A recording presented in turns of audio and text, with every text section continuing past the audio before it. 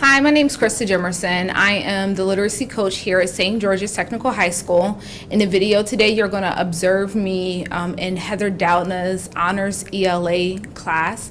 Because I don't have my own classroom this year, I had the opportunity to model and practice in her classroom, and that is what you will be viewing. It's not my first time in that classroom, so I semi-know those kids, but they're not my kids, so the normal teacher connections and interactions that I would normally have aren't exactly there, but I try my best when I am in the room to make those connections.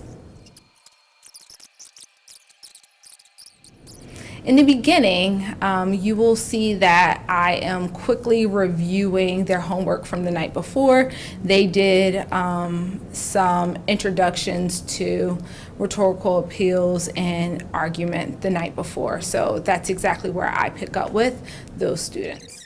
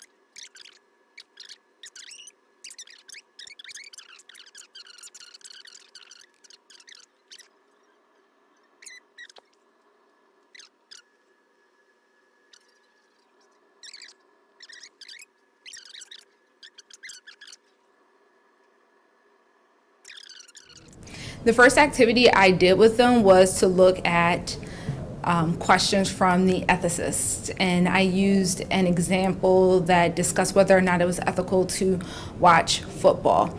And on the board, I spent some time drafting ideas and then building a thesis statement. So we know one of the first places that students, or one of the first things that students will need to be able to do is devise their own thesis statements, which in theory should be easy, but in practice is not. So I started off by modeling how I took my rough draft, made it a thesis statement, and then they in turn did the same. So we have on the board two letters. These letters come from the ethicists, which is a portion of the New York Times that I frequently read. The great part about the ethicists is that people present problems and they're looking for an argument that gears them in the right direction to solve that said problem. Okay, so we're going to deal with this first one together. I know you can't read that on the board. I've recently begun to question my support of the NFL. I suspect that the recent discoveries about concussions and the prevalence of early onset dementia among players are just the tip of the iceberg. Is it unethical to support a league that seems to know it is detrimental to the health of its participants? And if so, what should my response be? Don't go to games, don't buy merchandise, don't watch on television, start actively opposing the NFL, write letters? Question mark. Below it is the same sort of question. Given the mounting evidence of the long-term and even fatal effects of brain injuries incurred by professional football players, is it ethical for us to watch the games?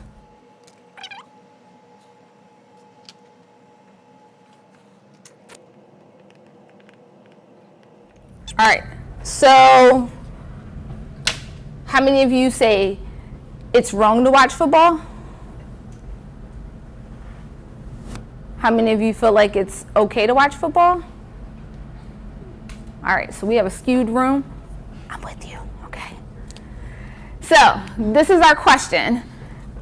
Basically, we need to form an argument to respond as to whether or not it's okay to watch football. You guys know I'm a fan of webs. I'm going to develop a web, and then we're going to devise our thesis statement, okay? So we're going to actively engage in building an argument. Just say I have a feeling that you want to go. Go. So are you saying if you think it's wrong, you should act?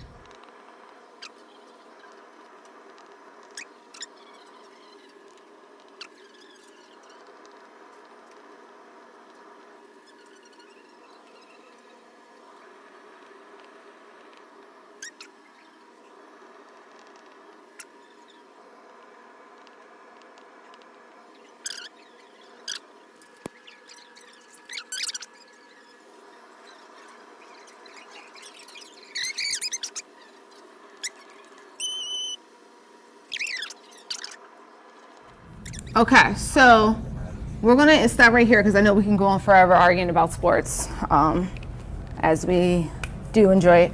So Ms. Doudna spent time talking to you about thesis statements and converting what you know is a rare response to what will eventually be fully developed academic writing.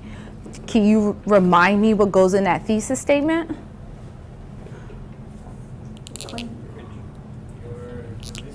Your position is involved in it, yes. Thesis statement and claim are synonyms of one another. Go back to the basic level that she gave it to you. What's in that thesis statement? An answer. What else? Reasons and restate. There we go. So let's develop a thesis for this, and by us, I mean me. So our question was whether or not it's okay to watch football, because we know that football causes injuries, brain injuries to be specific.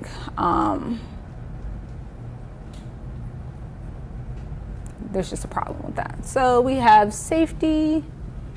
Oh, and we have to go with, yeah, they beat us. Okay, I just want you to know. So these here are our points that will help us build our counter claim and rebuttal, but they won. That's okay. I'm with you though. Okay, so all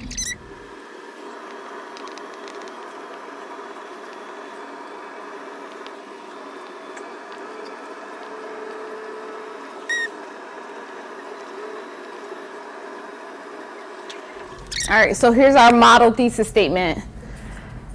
Football is America's game, and even with injuries, people should continue to watch. Players receive a lot of money to play. Playing is a choice, and safety has improved over the last 10 years. Do you see how these ideas directly came from this web? So when we're thinking about building our arguments, we want to think about first, well, what are all the arguments around it? I really like the fact that you guys allowed for the rebuttal and counter argument to be there. When you're thinking about your argument, you should always consider what the opposing side is going to say, because you know you have to build this. So if you start considering it here, by the time you get to the place where you actually have to write it out, you can develop it. I chose to put the statement, and I can't recall who said it, of safety being the last point, because one of the biggest reasons is the injury. The injury is the problem. So I'm going to, in my counterclaim and rebuttal, I'm going to acknowledge that these injuries occur. That's how I'm going to build my counterclaim. But I'm going to rebut that with the safety of the last 10 years. Sounds good? This makes sense? All right, let's do another one. You can pick who you want to work with for this next one. You guys are going to kind of map out your thoughts like this. All right, I need your ears. So here is the issue in which we will be arguing. I will read this twice if you need me to. My local pool offers memberships for single people, couples, as defined, significant others living together, and family memberships. The couples and family memberships are discounted from the rates of single people. I am a woman married to a man. I wanted to join this pool, but my husband was not interested. So a female friend and I joined as a couple to obtain the discounted rate on the application. I described my female friend as my partner and listed her address as my address.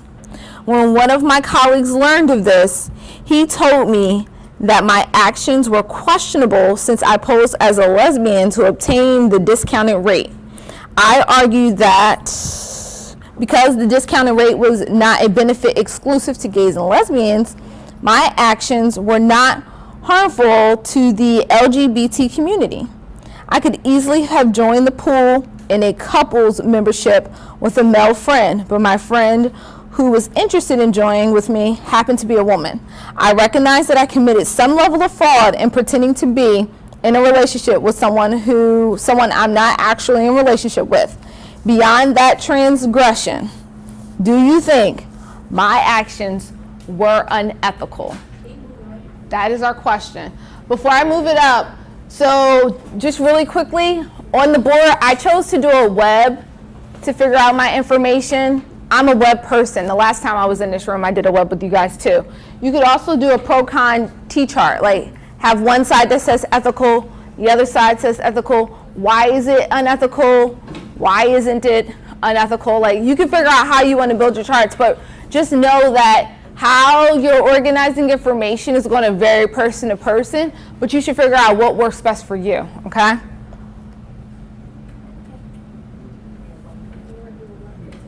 It's 2 o'clock. You have until 2:05 to brainstorm, thesis statement, go. Yes, on that slip of paper. After that, we spent time looking at a student model essay, and it was really interesting to do with them because they were hypercritical of what was incorrect in the work, which they lack in their own work, but they could not see the positives in the example. So I thought that that was interesting. But again, if they're going to be writing and reading arguments, I wanted to give them some time with an argument that was closer to their own writing, and that's what we did in the second half of class. So you will see that I spent time with them going through and looking at the arguments, and then the latter half of class, which you don't really see a whole lot of, they received a second student argument that they spent time revising. So during the course of the lesson, we spent time talking about rhetorical appeals and what they are.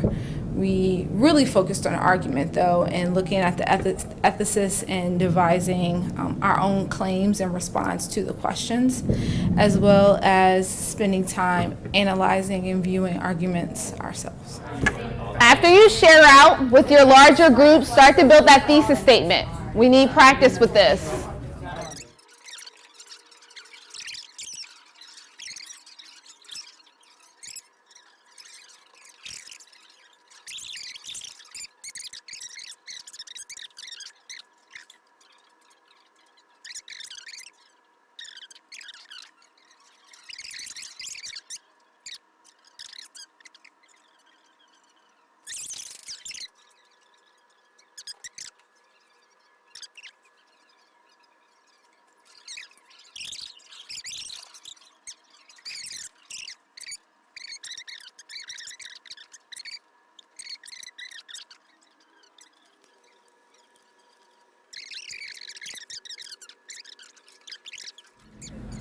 So our next move, those of you in the back, is this, can you see this in the back of the room?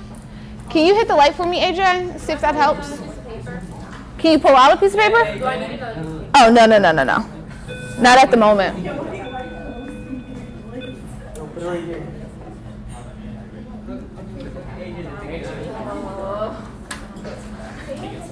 Put it right there.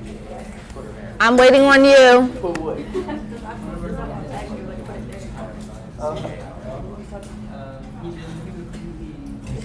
Seabass. All right, so what we have in front of us is a model essay. As you know, that thesis statement that we have on the board that you have had this opportunity to devise, gentlemen in the back, would pan out to be your body paragraphs, correct? So whatever your first reason was would be your first body, second reason would be your second body, and then that third reason you would consider what the opposing side would say for that, build your counterclaim, and then your rebuttal, okay? So we all understand this argumentative structure, and I know you saw it all last year. This is a model student essay. And I say the word model in it because there are still problems. And I think that that's a part of the writing process that you guys have to acknowledge, that just because you've written it down on paper once doesn't mean that it's done. How many of you revise your work? Like 6 times. How many of you finish your work and submit it and go outside or downstairs in the basement or wherever the PlayStation is? Okay. I think that that's perfectly honest and also a problem, because what we write down the first time is not perfect. We don't read anything perfectly the first time around. We don't write anything perfectly the first time around, so we need to make sure that we're proofreading. So if I were to look at this with my editing eye, with my revision eye, there are definite changes that need to be made. However, this is a student argument, so we could talk about some of the points. I just want you to see the components that are in this said argument.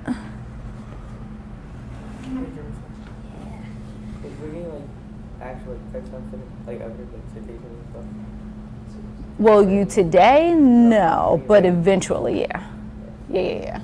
I don't, we can't throw too much on here at one time or you'll melt in your seat. I know. All right. So this is a typical uniform prompt. To teachers and to whom it may concern, a proposal has been brought to the school board concerning the possibility of participating in Shut Down Your Screen Week, a movement in which students do not use electronic media for a 7-day duration. Say what? Technology and electronic media have been shown to have a variety of negative impacts on people, especially youth. For this reason, I believe that participating in Shut Down Your Screen Week would benefit our students in a variety of ways. I'm sorry? We're not arguing this. We're evaluating this person's work. Then it says,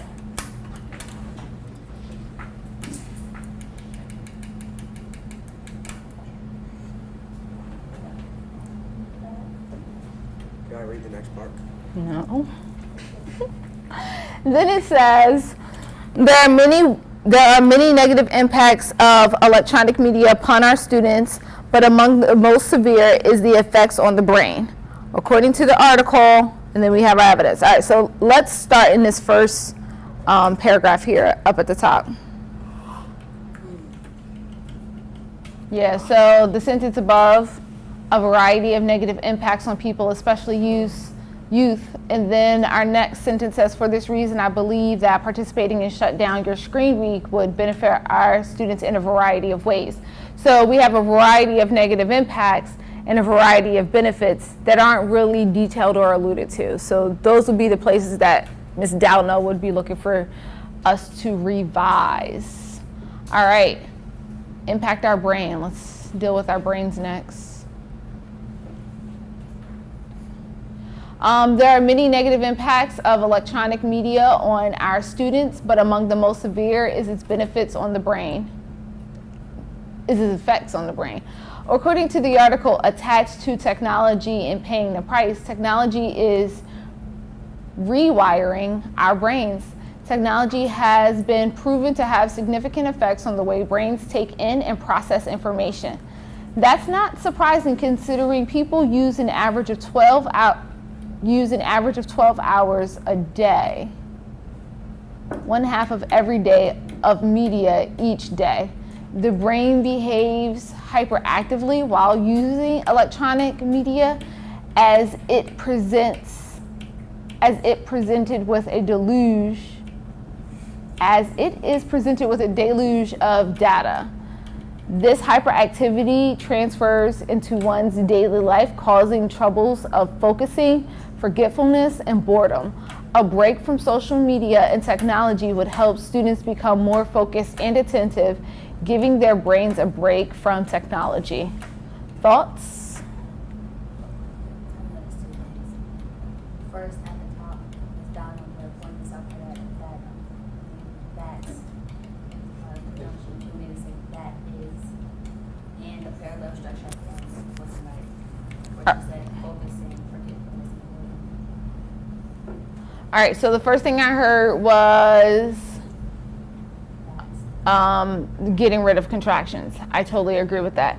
And Anaya is pointing out the parallel structure, causing troubles focusing, forgetfulness, and boredom. So could we rewrite that and identify or develop better parallelism in that statement? Which I totally agree we could. That mental sentence is really awkwardly worded. Yeah, I was gonna say that, but that's not surprising considering people use an average of 12 hours a day, 1 hour of each day. Yeah, that sentence would require some revision. But is there anything good going on here in this paragraph? No? They have like this quote. They have ideas over there. Okay, in-text citations are missing.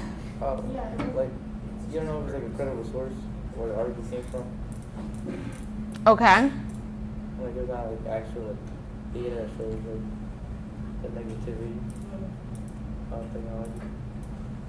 While I do agree that the citations are missing and that the credibility of the source is compromised because we don't know, this individual does focus on the topic at hand that's presented in this topic sentence throughout this entire paragraph. That part is done very well. They start off by talking about the effects on the brain. They go through a source that talks about the brain, the amount of time that we're on the computers, this hyperactivity, the negative effects.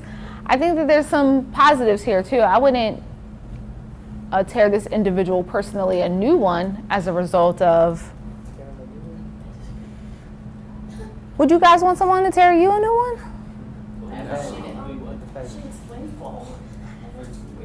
There's an explanation using her own language. Jameson? I think there should be like specific evidence from a study. So that goes back to our source. We'll be very critical of sources. Yes. Go ahead, Joe. I would like to see some transitions as well. Additionally, students could better obtain information without technology or social media. High result yielding search engines are not the most productive way for students to take in information. When a brain is using a computer, it is taking in a great amount of information quickly. According to the article, Is Google Making Us Stupid? Deep thinking happens only when our minds are calm and attentive. With an overload of information, the brain is not at all calm and does not deeply interpret information. Although search engines like Google may present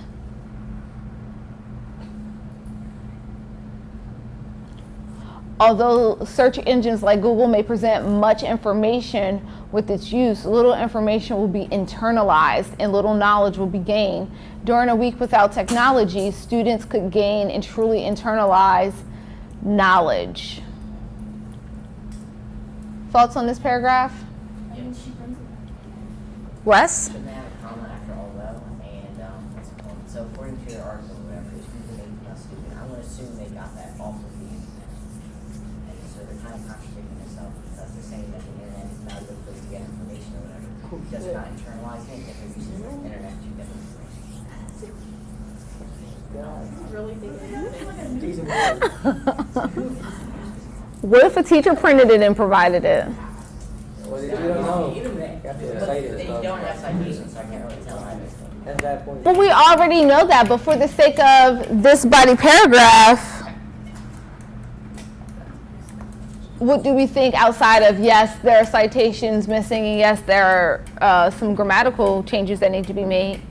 At the end, like she kind of brought it back to her thesis statement, and said it would, they need to truly internalize I like the fact that last sentence ties back to both the thesis as well as the initial statement. Whose hand just went up? Nobody else? I do understand that there are many benefits of technology in education. What is being set up here? Counter argument. The counter argument, yeah. So counter argument is when you address the opposing side. The rebuttal is your big but. Yes, but. I understand that technology can help students efficiently find information, and technology has even shown signs of growing neural circuitry.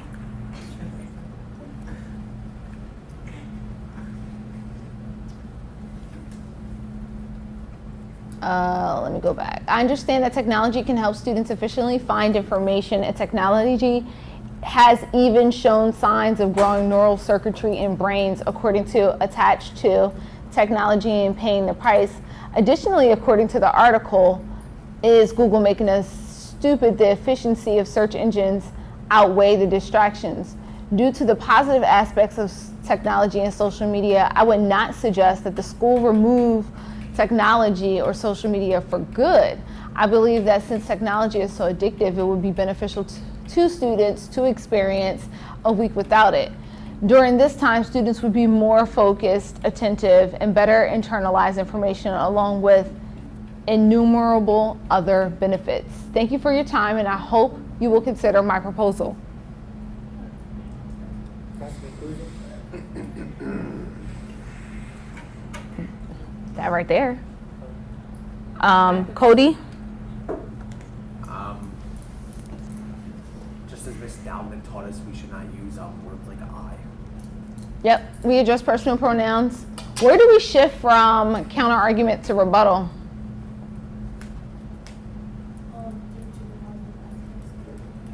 Right. Yeah, here's our shift.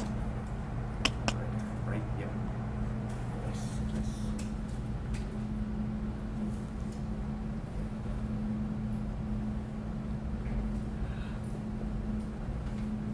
Do you guys think that I does anything to the argument? Joe, can you repeat it a little bit louder? Yeah, absolutely. It becomes a thing of like what you believe versus what your evidence supports. That adds bias. It adds bias to it. And you know, I will say that the student, even though the APA in-text citation is missing, at least he or she attempted to acknowledge the sources that were used. It wasn't like they tried to pass all this information off as their own. All right, enough of me. Let's move back to you. Overall, I think the lesson went over very well. They were engaged and responsive, and I think the back and forth that I established in the room was a positive thing. I try my best not to spend much time talking, even when I am still introducing things and building models with my students. I really don't want to be the main person talking, or I don't want to be the one who's coming up with all the ideas. I much prefer that it's them and I'm helping them organizing, or I'm debating those ideas with them. So that's what I had an opportunity to do with them, and I was really appreciative. They were a really good group.